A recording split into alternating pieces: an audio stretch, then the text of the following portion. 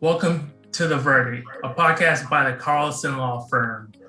In this podcast series, we're going all about car crashes, personal injuries, and the topics surrounding them.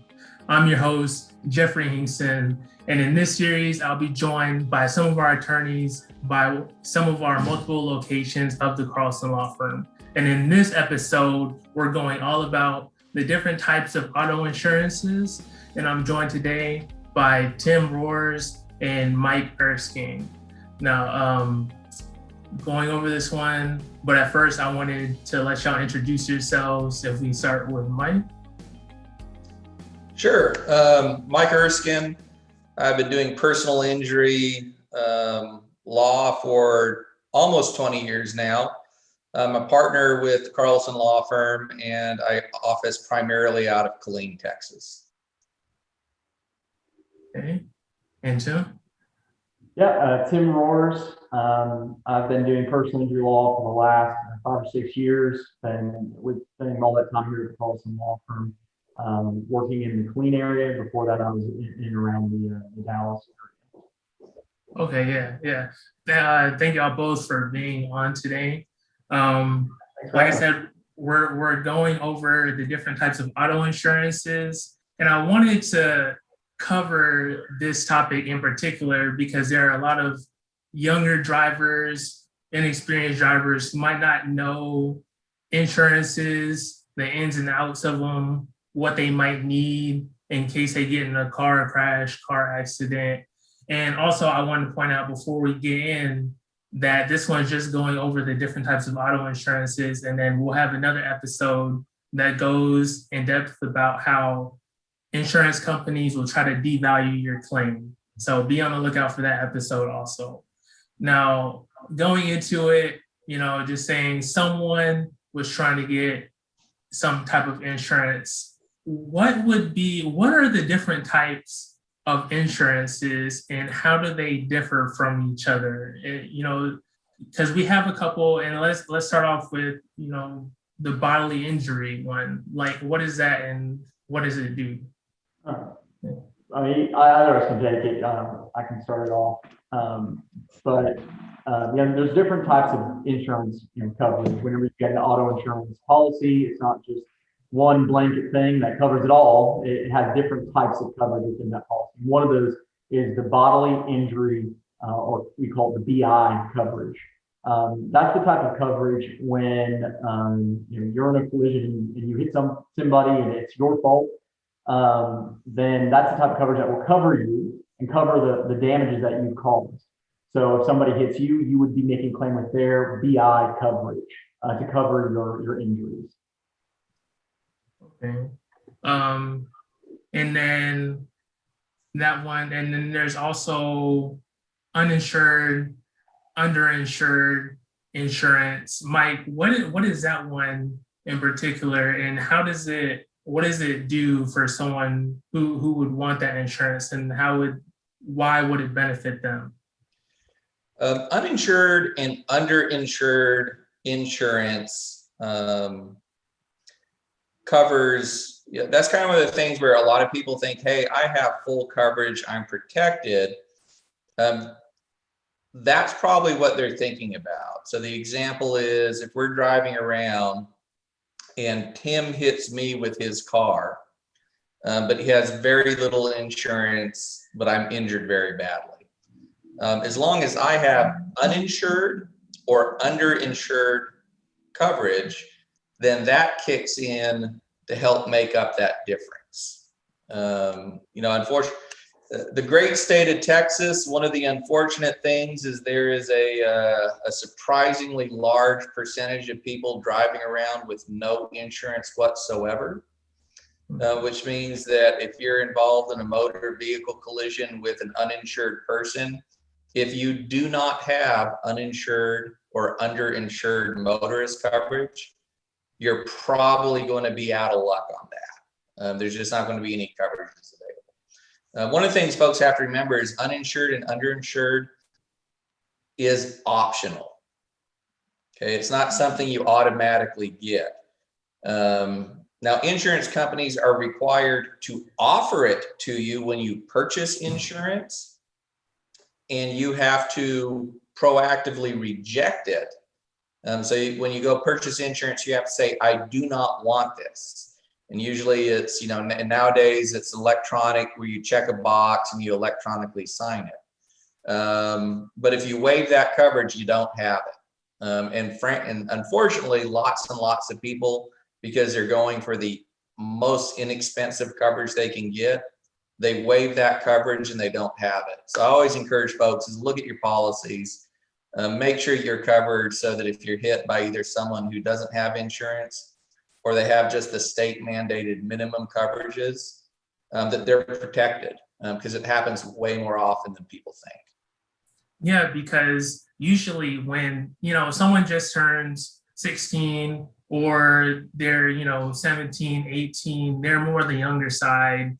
They have a low paying job. They're just trying to go out and drive. And if they have to pay for their own insurance, they're not really looking to pay more than what they want to.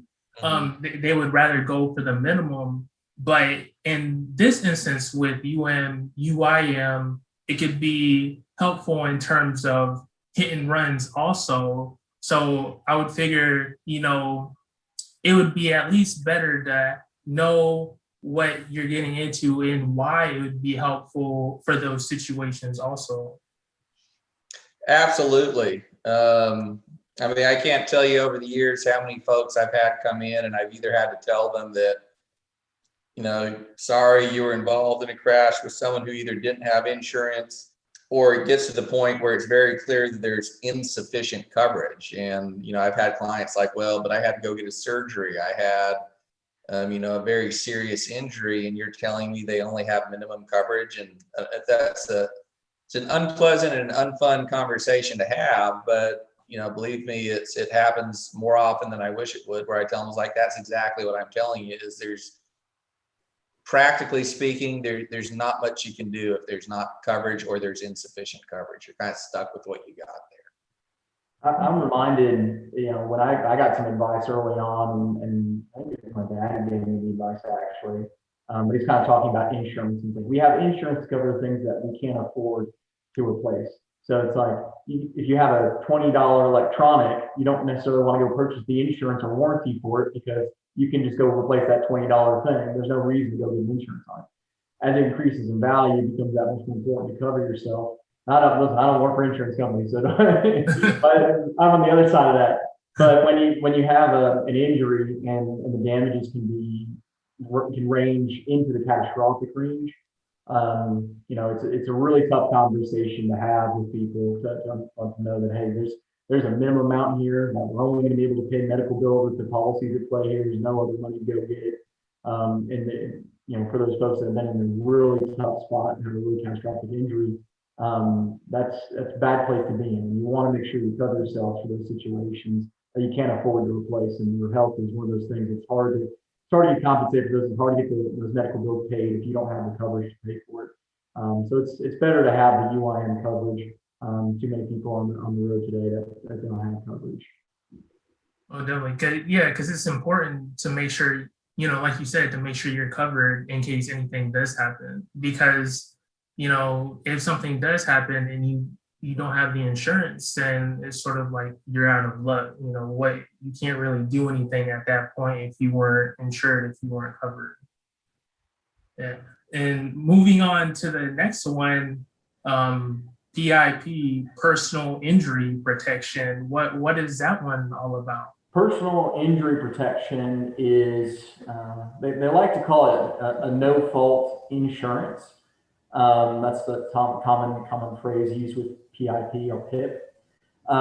It is similar to UIM. It's one that you have to opt into or opt out of, actually. So they will present it to you, and when you buy your insurance coverage, and say, do you reject this, or and if you do, then you no longer have it. What it does is it operates a little bit like health insurance in the sense that it will cover medical billing. It's a policy outside your health insurance. It's part of your auto insurance, but it will cover your medical bills, or is up to the limit of that PIP policy. Typically, The minimum range of that is $2,500. And PIP is a really helpful type of insurance because, like I said, it can cover the medical bills, but it's one when you're submitting to an opposing party's BI coverage or bodily injury coverage.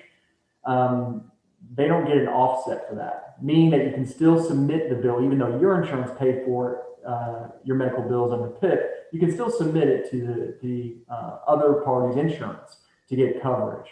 So it's a really great great way to get things covered and get a better resolution of your case. And I would say PIP is one of those things that can really make a difference in a case. It's one of the first parts of the case that I look at and say, okay, this is something that's really going to be helpful to get the case resolved. It can do a lot of things. For instance, you can submit for those earlier on. The other types of coverages may take time to get a full picture of what your case looks like and get a resolution on that claim. PIP is one of those you can submit early on. And so you can get some money in pocket early to help cover those initial expenses that pop up when you're going through that tough time.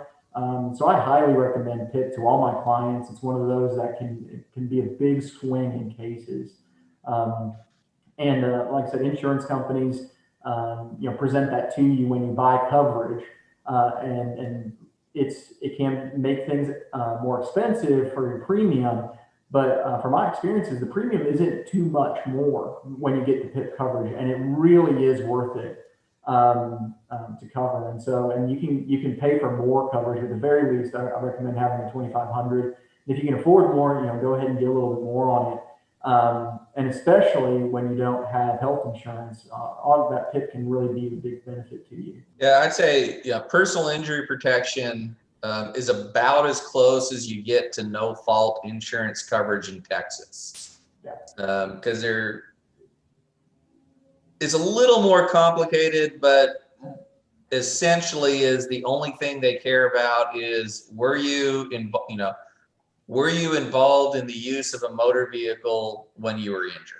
That's the main question that they ask. And if the answer to that question is yes, then the process is, well, submit medical bills until the personal injury protection is exhausted. The other thing, another really good thing about the personal injury protection is it can also be used to cover wage loss. Which a lot of times my clients are very concerned about is, either it's like, hey, I was in this car crash, my car has been demolished and I'm without transportation, I'm missing work. Yeah. And I got to make the rent, I got to buy food, I got to cover daycare, I've got expenses. What am I going to do because I'm missing work? You can submit wage loss to personal injury protection as well. So it's for wage loss and medical expenses.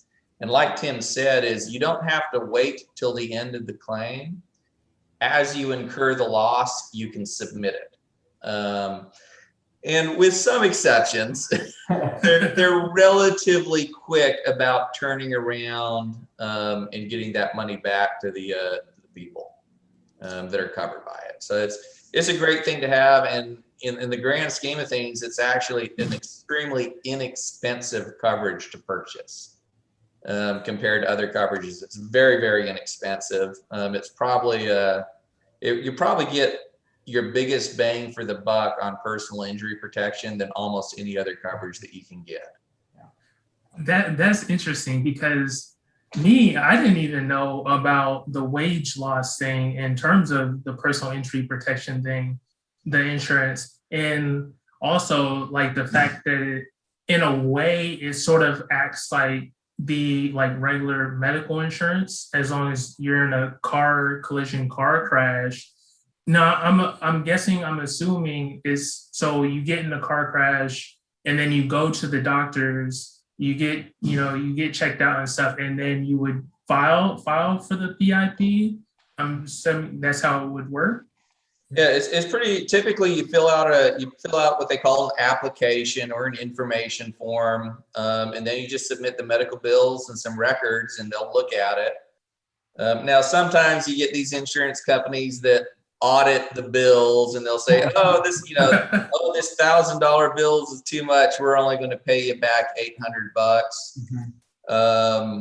but by and large, they reimburse you for what you put out of your pocket and what the cost you've incurred.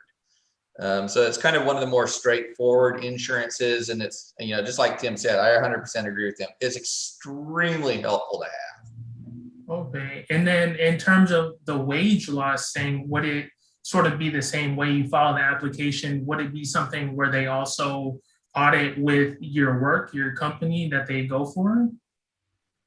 Or like, you fill out, how many hours you typically work, your salary, or like the money per hour that you earn, and then you submit it?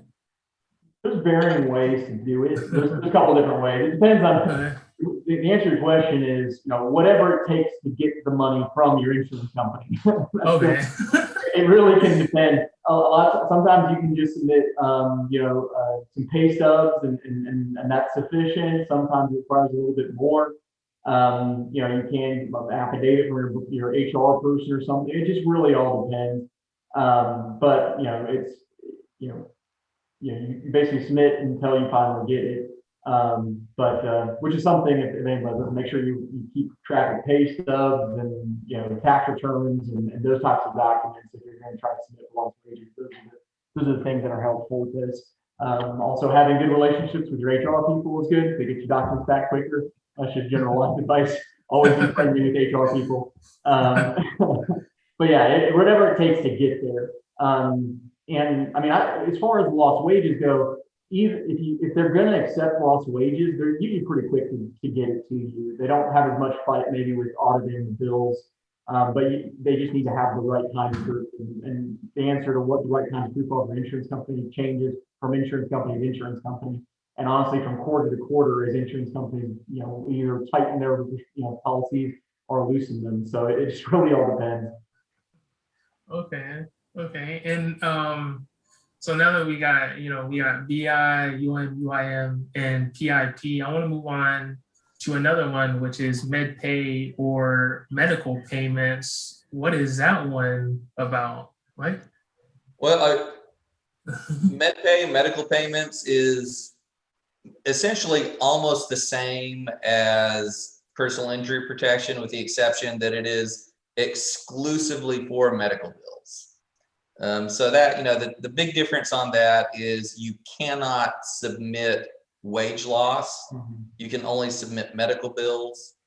The other kind of little odd rule on that is personal injury protection, because it's kind of considered, for lack of a better term, no fault insurance. Is once it's paid out, it's paid out. And the insurance company, they have to write the check on that. They have to get it done.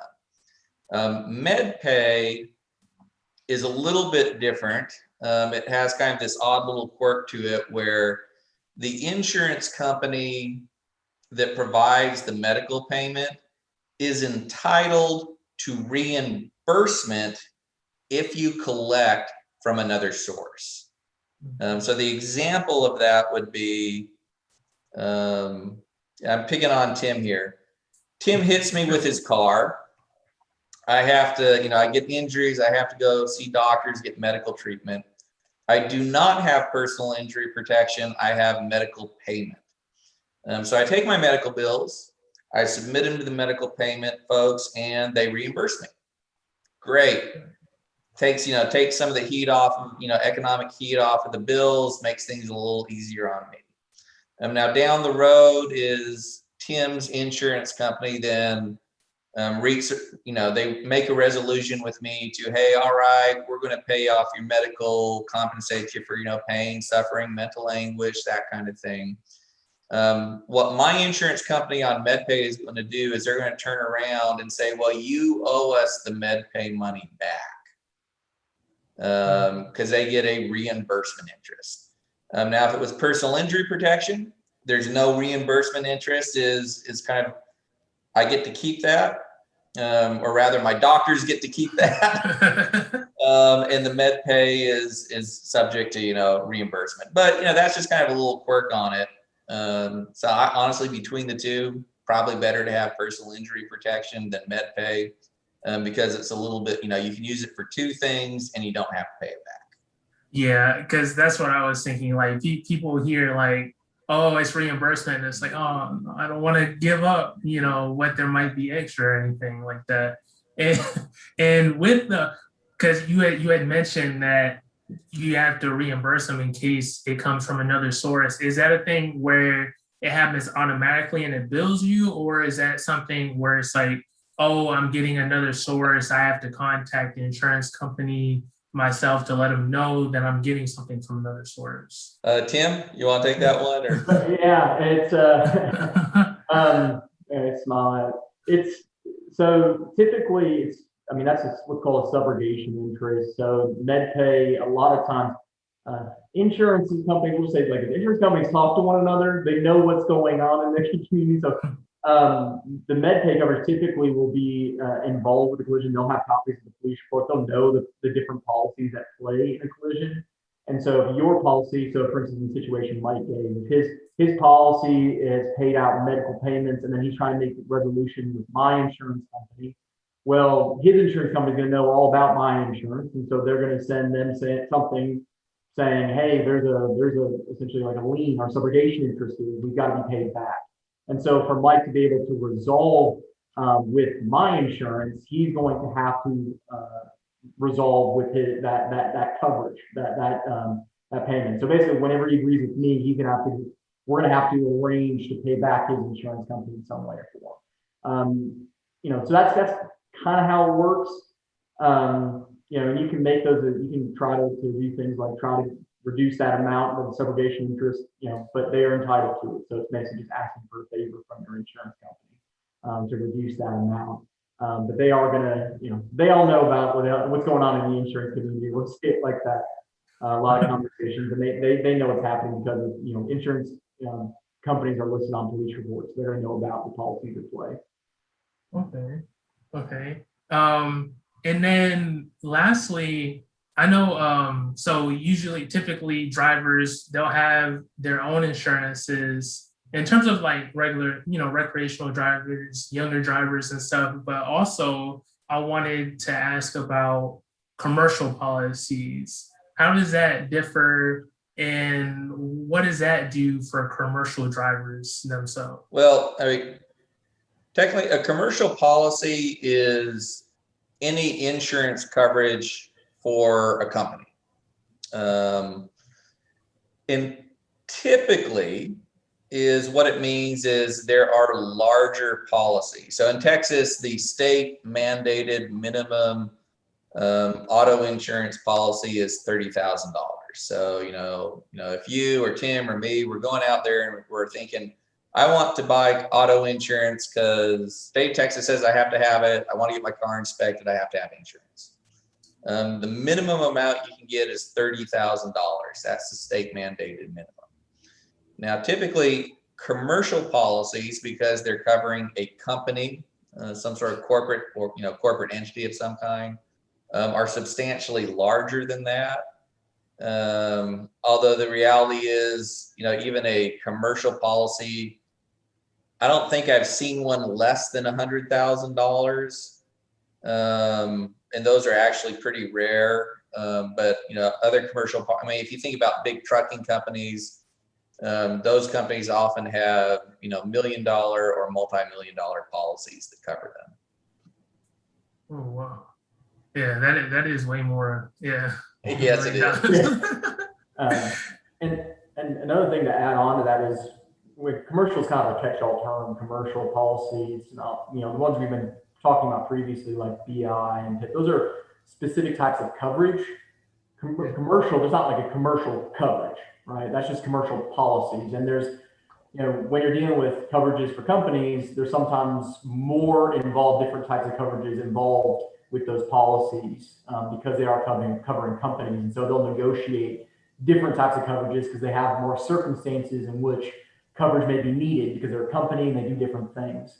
And so those commercial policies may have different types of coverages at play than maybe a personal one would. Okay.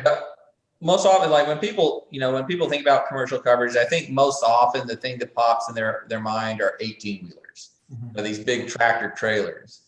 But honestly, commercial coverage is exactly what it sounds like. It covers any vehicle used for business purposes. So, you know, if someone is out there and they just have a regular sedan, but they're using it for a work purpose and it's a work-owned vehicle, it probably has commercial coverage. So, you know, it can be anything from just a regular car. It could be, you know, a work pickup truck. It could be a dump truck, a cement truck, 18-wheeler. It could be anything that is owned and operated for a commercial purpose. I think that's a really good point, Mike, that you brought up, because when you talk about like the individual vehicle, because it covers, and I may be getting too far in the weeds on this point, but you know, when we're talking about commercial coverages, it covers a company that's at fault. And there's, you know, when a employee is working within the course and scope of business, they are an agent of the company, and the company can be on hook for their actions. So even though they're driving their personal vehicle, even though they're even if it's not owned by the company, there is a chance to go after the company if the person's within the course and scope of business. So even though it's a little bit further into the weeds on this point, it's important to know whether or not an individual is working within course and scope of employment, because if they are, then there's a potential commercial policy that can cover that collision, even though they're driving their personal vehicle. Yeah, so go ahead, Mike, you were about to say something. Well, yeah, I was going to say that, you know, an example of that is, you know, a case we had years ago. We had, you know, a very young client who was crossing the road, and he was hit by a guy driving a car. And, you know, if you looked at the police report, you looked at the guy, you looked at the investigation is on the surface, it looked like just an older gentleman who was driving around in his own personal vehicle, and it was his own personal vehicle that hit this kid in a crosswalk. You know, tragic, very sad. But on paper, it looked like, hey, it's just some guy driving around in his car and he hit someone. We dug a little bit deeper, and what we found out is he was actually a salesperson. And what he was doing is he was going town to town, and he'd go hit these stores and he'd make sales to the stores. And about a day or two behind him was, you know, a truck that would come and deliver the product that he was selling.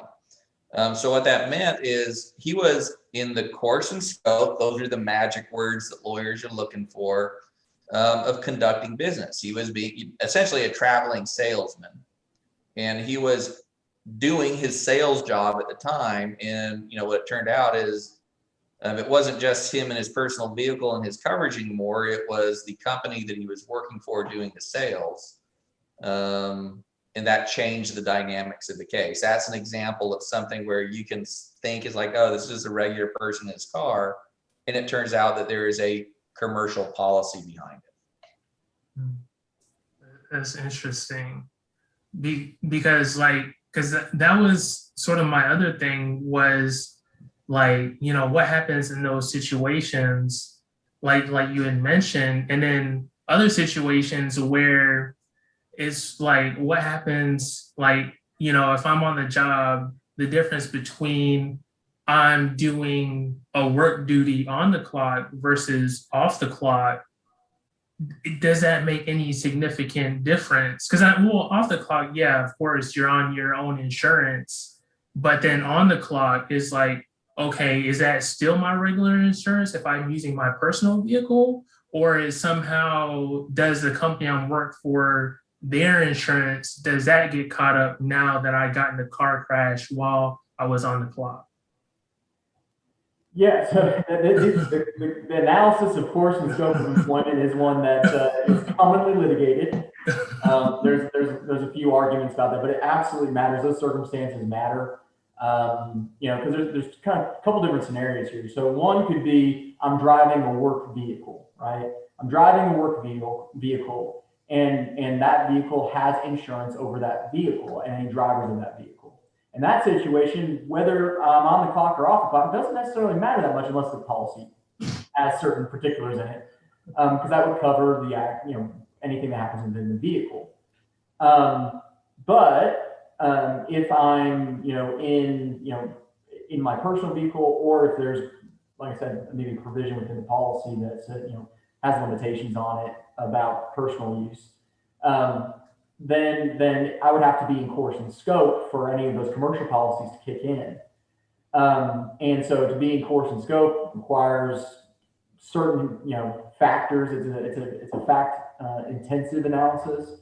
But yeah, if you're going and you're in furtherance of your employer's work, you're on the clock, that definitely is an indication that you are going to be within course and scope.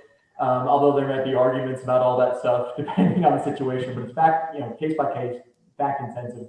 And we argue about those points quite a bit. But yeah, when you're on the clock, that's, and you're going to a job, if you're going out to some place, if you're on behalf of your employer, if that's the purpose of it. We get into the weeds on this point when they're doing things like lunch breaks, going home from work, and there's a mixing of the two. It's part work, part personal. That's where the arguments come in, and we have a lot of disputes about it. But if you are going for a work purpose and you are on the clock during work hours, then it's pretty safe to say you're within course and scope. But again, that's why there's lawyers, so we can argue about these things. So Tim, what you're saying is it depends. Yeah, it depends. It depends. I don't want to say the words because we always say that in law, but genuinely, it really does depend. And that's what we always get caught up in. But yeah. Yeah. So exactly. It depends. And lastly, we went over these different insurances, and I wanted to ask, like, can I stack insurances? Like, what's the deal with that? Yes. There you go. The answer is yes, you can. Mm-hmm. Texas is one of the states that does allow for the, what they call the stacking of insurance. And an example of that would be, I'm going to pick on Tim because he's the only one here, man. Apparently Tim is a terrible driver because he's just, he's just causing crashes all over the place here. But I'm a passenger in Tim's car.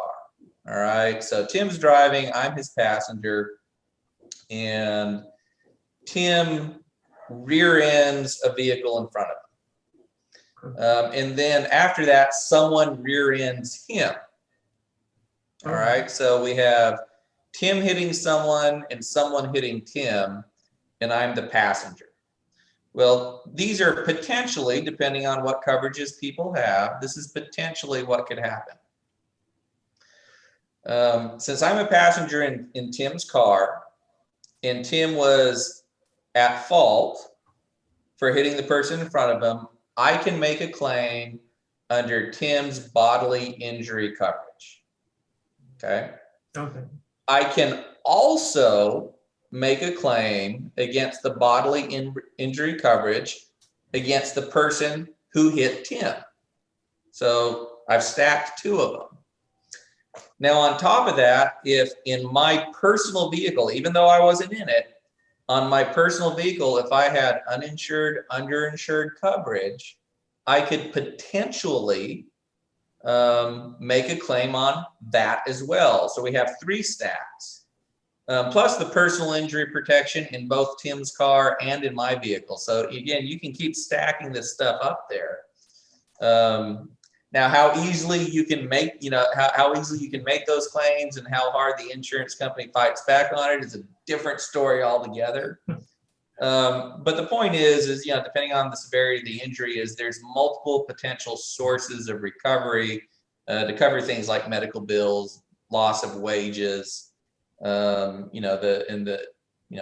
suffering, mental anguish, the type of injuries that come along with car crashes. So that's probably a longer answer than you were looking for, but the answer is yes, you can stack these, and you can stack them in, many different ways, just depending on what the specific circumstances of the crash might be. No, that was a good answer, because the other thing that I had noticed you had mentioned was the use of the UIM when I'm not in my own vehicle. And that was the most interesting thing to me, because I'm guessing that it's like only certain situations where I'm not in my own vehicle, I'm more of a passenger. how does that exactly work? Is it just certain situations? Like, Well, I mean, yes, it's certain yeah, situations, but it's predictable too. So we can kind of change the fact pattern with Tim's crash here is now Tim's a good driver and he didn't cause a crash. I just happened to be a passenger in his car and he's rear-ended by someone. All right. So we can stack things differently on that one. Is the person who hit Tim and we can both go up after his bodily injury coverage. So person who hits Tim and I can both go after that person's bodily injury coverage. Tim also has uninsured, underinsured motorist coverage for his vehicle. So both Tim and I, because I'm a passenger in his car, can go after that uninsured, underinsured motorist coverage. So that stacks on top of that. And Tim having PIP, we can both go after that in his car too. Again, because I'm a passenger. Now, on top of all that, I can go after my own uninsured, underinsured, and PIP coverage because uninsured, underinsured, personal injury protection follows both the vehicle, so the vehicle is covered, yeah. and the named insured, the person who is an insured entity or members of their household. Okay. So it follows two things. It follows two things. So you can stack it that way too. So yeah, the answer is uninsured, underinsured is, you know, the main question is, were you involved in a motor vehicle collision? That's the main question. Okay. And from there, if the answer is yes, is okay, well, then we'll, you know, there may be some, you know, other stuff that you have to look into. But Tim, looks like you want to say something too. No, I was going to say, and just a side point, but stacking can also occur when there's commercial policies at play too. We don't need to go too far into those examples, but you know there are situations in which someone's driving their personal vehicle and they're working in the course and scope. So sometimes their personal insurance might cover when they hit you, as well as the company's policy. There could be a couple of different policies you can make claims on in those situations as well. And like we kind of talked about, you can change the scenario again and again and again and switch it all around. But you're always looking at, you know, what can cover, you know, what policies are at play, who owns the vehicle that they're driving, are they in course and scope of their employment. And once you find out some of those answers, you can begin that, you know, case by case analysis. Okay, here's our first policy, here's our second policy. Let's figure out how these all work together so we can get the max recovery.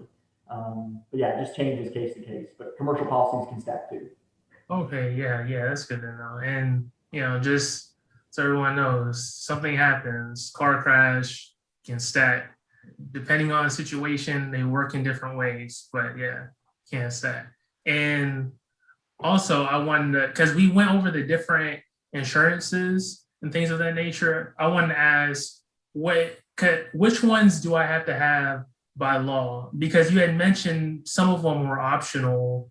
Now, is there any type of coverage I have to have, like I have to have?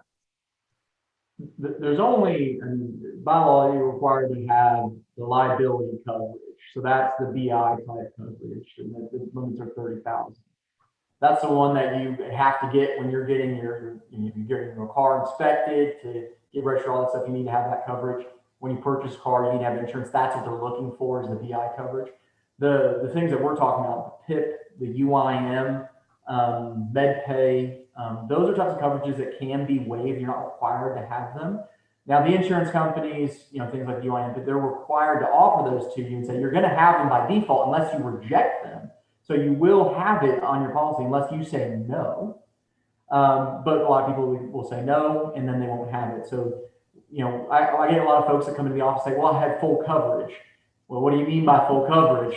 Because it could mean simply if you have what's required underneath the law in Texas, you may just have liability coverage, and that only covers, you know, when you hit somebody else and you're at fault. It's not going to cover things like, you know, property damage, you know, collision type things for your vehicle. It's not going to cover, you know, UIM, underinsured motorist type claims, or personal injury protection. Full coverage could simply, your understanding of it may just be that it's, you know, liability. So that's the only one that's required. But even then, some people don't get that coverage, even though it's required. So you do have to be careful out there, even though it is required to move forward. Some people will be driving vehicles and they have zero insurance. Okay. Okay. And I saw more questions, but I wanted to throw out a quick fact for anyone watching, listening about insurance is that according to the Insurance Information Institute in 2019, about 8.3% of the 17,822,760 Texas drivers were uninsured, and that equals to about, or is close to about 1,500,000 drivers in Texas alone. So, like we said, like the UIM insurance is, what would say, important to have because there's a lot of those uninsured drivers in Texas. And now, if you think about it, nationwide in the US, probably way more. So yeah. Yeah. Yep, absolutely. Yeah. And I strongly suspect that those are extremely conservative numbers, and the number of uninsured drivers is probably actually higher than that. Yeah. Yeah, for sure. And going on, the one thing I wanted to ask next was, so say I'm uninsured and I get, in a car crash, car accident, something, wasn't any fault of my own. Do I still need an attorney? Can I still get an attorney? Like, what's the play here if I'm uninsured? Yeah, I mean, was this mine or Mike's? I can't remember our insurance here. Either or, whoever wants to. I'll go for it. Go for it, Tim. Yeah. I'll go for it. I'm feeling rambunctious today. Yeah. So yeah, if you don't have, and this is when I get into a collision, into a wreck, and I don't have auto insurance. Yes. Okay. So if I don't have auto insurance, well, it depends at, of course, who's at fault. We'll make a determination of which insurance, policy we can go after. So if I don't have any insurance, well, that means I don't have any UIM coverage either, or PIP, but I can still make claim to the other person's insurance because they're the one that's at fault. So we can still make claim on their BI. So if Mike hits me, he runs a stop sign, hits my vehicle, and I don't have any insurance, well, that's not going to make a difference with my claim against Mike's insurance. I can still go to his insurance and say, hey, I had these injuries as a result of this collision, and get a settlement and a resolution there, hopefully. So that's still a possibility. Now, if, let's say, I get into a collision and it's my fault. I'm the one who ran a stop sign. I'm the one who hit Mike's vehicle. We've been talking. I guess Tim's not a very good driver. So let's say that I go through that stop sign and I hit Mike's vehicle and I don't have any insurance. Well, it's not a great position to be in, because Mike could go after me individually and try to get something from me, and I don't have a policy to cover that situation. So that it really depends on who's at fault there. Now, of course, if I don't, going back to that first example, if I'm the one who doesn't have insurance and it's somebody else's fault, it's Mike's fault, then I don't have things like UIM coverage, right? So I will be limited to whatever Mike has. And so, I'm going to have certain limitations, but this is a fact by fact, analysis, and it will depend. And as far as the attorney, it's good to talk to somebody to determine what policies are at play here. Because, what if Mike's insurance there's a commercial coverage there, or an umbrella coverage, which I guess we haven't talked about quite yet, but that's something that could be on top, just kind of an overarching umbrella policy that will cover any damages that he causes beyond maybe his auto insurance. He might have a policy up and above that. So there might be different policies at play, and it's important to figure out what total policies are involved. And it's even more important when you don't have insurance of your own to figure out what's going on the other side. So yeah, I would say definitely go and talk to an attorney, because you do want to know what policies are out there, how many policies are out there, what they may cover. So that stacking question, right, comes into play here. When you don't have insurance, it just means you have one less, card in the deck. You don't have your own policy to work with, but there may be multiple others that you can go after. Okay. And I sort of wanted to sort of flip that question also. So I guess it sort of got covered already. Can I still see an attorney if an uninsured driver hits me? I know there's the facts of the UM and the UIM and the coverage there. Do I still see an attorney in those situations also? Sure. I mean, obviously my answer is it never hurts to go see an attorney if you've been in a car crash. I'm not going to discourage people from coming and talking to me or, other attorneys. So the answer to that is it never hurts. Heaven knows that there have been times where folks have come to consult with me. It's like, hey, I've been hit by someone who says they don't have insurance, or, the police report didn't list insurance, and I don't have uninsured, underinsured motorist coverage. So, their worries like, hey, I've been in this crash. What's going to happen? Sometimes we're able to find, what we're able to do, we're able to find coverage. We can investigate, we can look into it. Occasionally we're able to find coverage. But sometimes we can. I mean, just truthfully, sometimes we can't. But my attitude in life has always been is you'll never get on base if you don't swing at the ball. So that's why I tell folks is even, if you've been, if you've been in a car crash, even if it kind of looks like, I may have problems, go sit down and talk with a lawyer. It can at least get looked into. Sometimes there are different things going on. And I'll tell you tragically, this is heartbreakingly and tragically, is in cases where you've seen some really severe injuries, life-altering, people have died, we're talking comas, is what you find out is there could be what lawyers call a products case, which means the car was insufficiently designed. Or, perhaps there's a roadway condition case that goes outside of standard, motor vehicle insurance.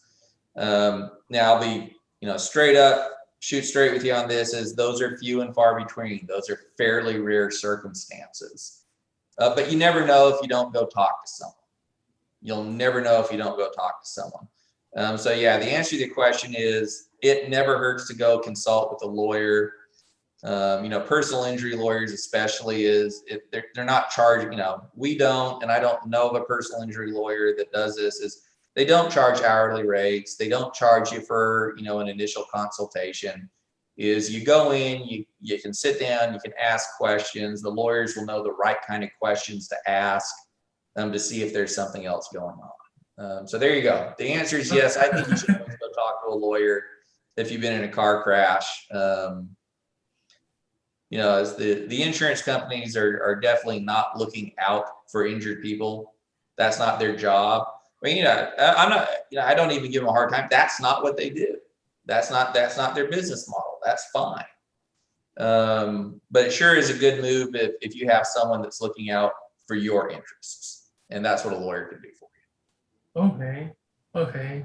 And there's these next group or set of questions. They sort of intertwine with each other. Now, I wanted to ask about more of like the basic umbrella coverage, comprehensive coverage, and also how does insurance impacted by teen drivers? Is there quote unquote a difference in that? So do we want to talk, do we want to go into umbrella coverages, or do you want to talk about teen drivers? Which one do you want to go Let's first go into like the umbrella coverage and what is that, and like how does that get broken down into? Yeah, so umbrella coverage it's kind of what it sounds like in terms of it covers you. It's kind of like a catch-all coverage. It could just be generally, this is something that kicks in after other coverages are exhausted. So a lot of times you'll see that in maybe commercial type cases when, because most individuals don't have an umbrella type policy. They don't just, hey, I want to protect my assets up and above what my normal policies cover. But it happens a lot of times in commercial. They buy an initial policy. They say, oh, I want $1 million liability coverage. If we get into, we do something and we get in some trouble, we want to have $1 million policy covering our butts. But then they say, well, let's just be extra cautious. Let's go ahead and get an umbrella policy, maybe with a different insurance company altogether. And we'll get that coverage up and beyond, and we'll get an extra $1 million coverage to just kick in as soon as that other $1 million policy is exhausted. If there's more damages at play, we don't want to have to pay out the company's money. And so we're going to put that in and have that involved.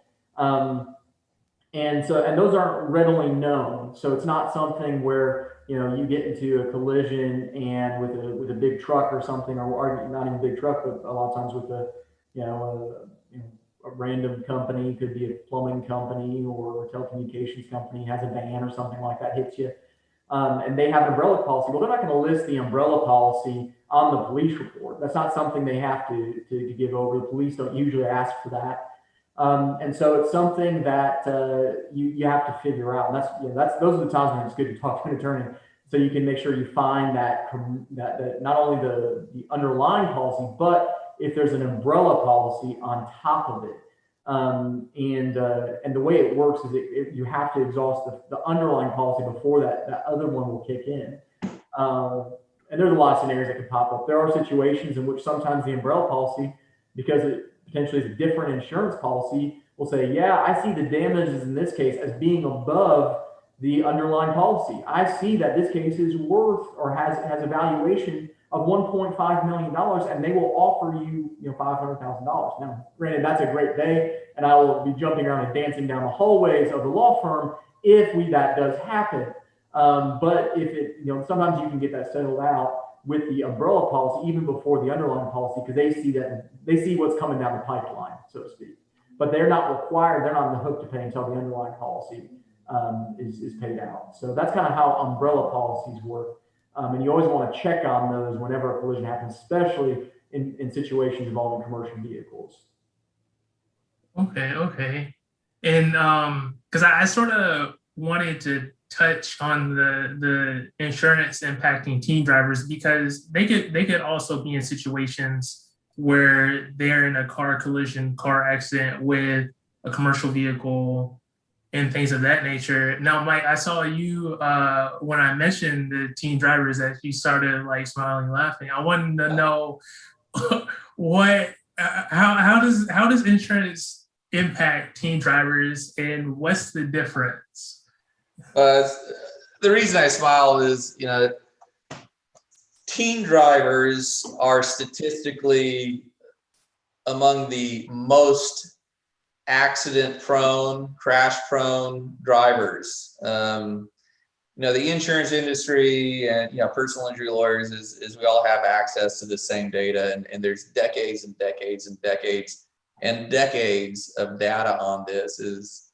As a group, teen drivers are more likely to engage in dangerous, reckless behaviors while operating a motor vehicle, and especially teenage boys.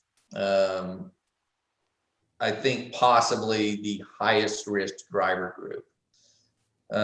So, the impact that teen drivers have on insurance is, if you've got a teenager, you're paying more for insurance coverage. That's the primary impact of having a teen driver. But it's also one of those things is, if you're a parent or someone, a parent or a guardian of a teen, and you're having them drive, hopefully your kid is the responsible, safe one that you don't have to worry about. But if it were me, I'd probably get a little extra coverage and make sure that I'm taken care of. But statistically, they're way more likely to get in trouble in a car than other groups of drivers. Okay. And I also had a follow-up question because, okay, so say, a teen, 16, 17-year-old does get in a car crash, car accident. Is there an age limit, or like, do I have to be a certain age to be able to hire an attorney, or is it something where I have to get my legal guardian or my parent to go hire one for me? What is the nature surrounding that? Yeah, so you can go get an attorney, but you are going to have that legal guardian, right? They're going to be the ones to sign the contract on your behalf.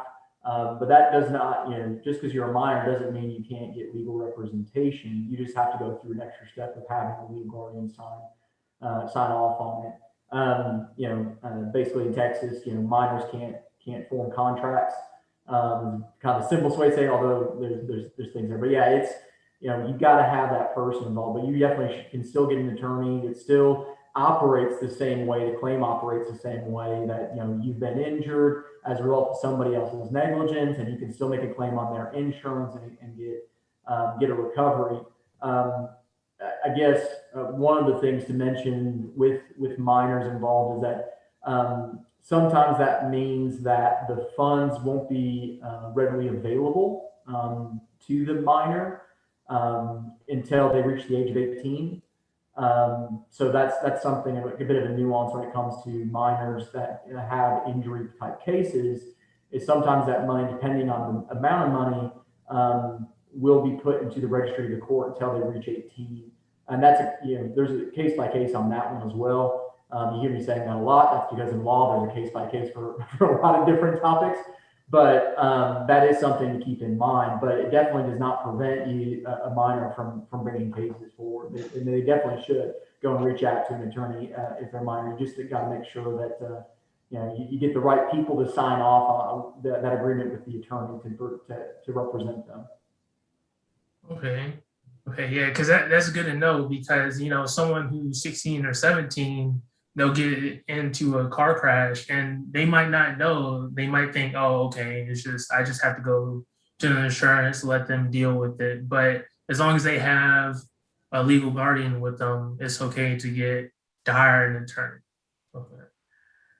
So next I want to move on because we mentioned about the number of uninsured drivers and how UIM is important for situations where there might be a driver who's uninsured. I want to get in both of y'all's opinion, like, how common is it for people to not have insurance and get in car crashes, car collisions? Probably more often than you hoped it. I mean, I'll tell you, it really depends on, I think there's regional differences, honestly, I think there's regional differences. I've, during the course of my career, I've lived and practiced in several cities, and I take cases statewide. And, again, this is my impression. This is just my personal experience. So I'll do the legal disclaimer. This is backed up by hard data. There's no hard numbers on this. This is just kind of my gut feeling after years of taking cases across the state is, in general, for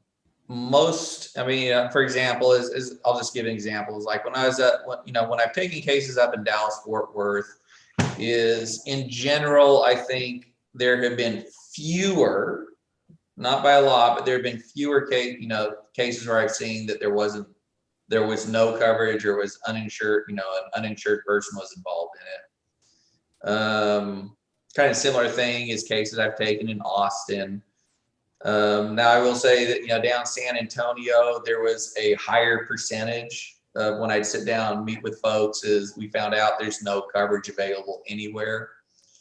Kind of similar thing is, when I've, cases I've taken from Laredo, there's just been a larger percentage of not having coverage. But then you flip that, and I'll tell you, like, cases that I've, Lubbock and Midland Odessa is, I'm struggling to think of a time where there hasn't been coverage. So I do think it's very regional. It's very random. It kind of just depends. Every locality has kind of its own flavor, I guess. That's the best I can say on it. So it is somewhat random. But to I mean, if you're going to force me to guess, I'd say, maybe 1 in 10 cases that I've reviewed, as it turns out, there's just no coverage anywhere to be found. So it's fairly rare, but it's not as rare as I'd like it to be. Okay. Yeah, and to add on, because I mean, I do get a few of those cases as well where they come in without, the defendant doesn't have insurance. And something that I've always thought about, and again, this is just my own kind of personal opinion on these things, not my psychoanalyzing done in my own time just from experience of doing the job, no hard facts on it. But typically the folks that, not typically, sometimes the folks that don't have insurance are people that may not be that responsible and maybe aren't responsible drivers. And so they're the types of folks that don't have insurance are sometimes the ones that cause really bad collisions because they're the ones that maybe don't obey the rules of the road. They might even have driver's licenses as well. They might not, so they might have other things going on. That means, like, as far as like a selection effect, they're the type of person that, they don't have driver's license, insurance, they are not careful on the roadways. And so they're the ones who maybe more often are getting in collisions than maybe other types of drivers, or maybe at a higher rate. Again, there's no hard data on that, but as far as I know, that I know of, but it's, I've seen sometimes the bad collisions are the ones that involve uninsured motorists, because they're the ones who maybe don't have their things together, or maybe don't have driver's licenses as well. That's not for everybody that doesn't have insurance. That some folks just, whatever, they let it lapse for whatever reason, or kind of a misunderstanding of something. But there are folks out there that definitely are not safe and careful drivers and don't have driver's licenses and don't have insurance. Okay. And then one last thing I wanted to know, what is like a notable case, or just a case in general, that involves like an uninsured driver? Can you tell me like what happened with one of your cases? I have a client who is hit by an individual. They're in a car crash with someone who has no coverage whatsoever, and we're not able to find any other thing. And then I'm assuming you also mean that the client also does not have uninsured, underinsured coverage? Oh, it can, like, if they do, if they don't, just Okay. Well, I mean, the easiest response is if they're hit by someone who doesn't have coverage and they have uninsured, underinsured coverage on their policy, then that's what you go after. Is that, and then it's just like any other motor vehicle crash claim, is you go through the process. The claim just goes against their insurance company under the, with the uninsured coverage policy. Now, if you're talking about the situation where they're hit by someone with no insurance and they also have no insurance, the harsh reality is there's, practically speaking, basically nothing anyone can do about that. You have the right, obviously, to go after that person. You could file a lawsuit, you could pursue them through the court system, and very likely get an award. But the harsh reality is people who do not have insurance coverage are probably what lawyers call judgment proof, which means it does, getting a judgment from a court in Texas is essentially just a very expensive, time-consuming IOU. That's what it is. You get a piece of paper at the end of the trial where a judge signs off on it saying, okay, you win, they lose, and this is what you're owed. It's up to you to collect. And outside of insurance coverage, the reality is most people don't have anything you can go after. And on top of that, Texas is jokingly known as a debtor's paradise. Because there is an enormously long list of exempt property that you cannot go after, which is usually, that list has everything that was worth anything. So There's the sad reality. If you don't have uninsured, underinsured motorist coverage and you're hit by someone who doesn't have insurance, practically speaking, is you have a right to go after them. You could pursue that right, but practically speaking is not much can be done. It's very frustrating, and I hate having those conversations with clients, and I've had to have them. It's extremely frustrating, but again, practically speaking, there's not much that can be done about that situation. Okay. And Tim, is there anything else you would like to add, or Mike, just to the overall topic? I mean, I think you covered kind of, some of the really important points, especially about judgments and texts and how that all works. I mean, in terms of the question, are there any kind of notable cases? The one that I like to the cases that when we find an actual positive result, is the ones where we initially say there's no insurance and we're able to find something that covers, and be able to explore all the various insurance. Those are the ones that, that make me feel good inside, because I was able to find a way where it seemingly there wasn't a way forward. When there's the other person doesn't have insurance, I had a case where there was, I represented a minor and they were hit by somebody who didn't have any insurance coverage, and we looked and we tried to find anything that the other person had and wasn't there. But then we were able to not only involve the minor's insurance coverage that they had on their vehicle, but because they were a household member of their parents, and even split time between the parents, we were able to go after the parents' policy and make claims. And so there's sometimes ways in which you can get those stacking the policy where you're able to maybe get a better result than anybody anticipated in the beginning. So those are the situations when you're able to locate and find different insurance policies like that. That's what the lawyer can do for you, and that's when I know I've done a good job of learning to find those things and be able to go after them. But again, that takes some knowledge of the systems and the inner workings of these insurance companies. I can tell you, when I first started in this business, even in law school, we don't cover this stuff. It is experience in the field, knowing the different stacking the policies. So go and talk to people that have worked in personal injury. They'll be able to help you find the different policies at place. So that's what I like, when I can find those policies that can work when seemingly there doesn't seem to be any way forward. Okay. And yeah, so we covered different types of insurances, BI, UI, UIM, PIP, MedPay, commercial policies, and some different situations regarding those. And yeah, that's it for this episode of The Verdict. Be sure to check out our other episodes. We go all about car crashes, personal injuries, and the topics surrounding them.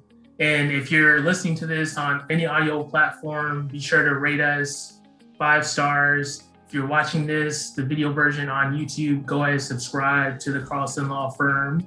And also, if you would like more information, we're going to link down relevant blogs to this topic so you can get a deeper understanding, more in depth. And we're also on social media, the Carlson Law Firm, on Facebook, Twitter, Instagram, LinkedIn. And we also share news and updates exclusively in Spanish on our Spanish Facebook page, Carlson Abogados. And lastly, if you're looking for an attorney, we offer free consultations, and you can reach us at 800-359-5690, and we take calls 24/7. So until next time, thank you, Tim. Thank you, Mike, for joining me. Thanks, Jeff. Look forward to seeing you again. Thanks.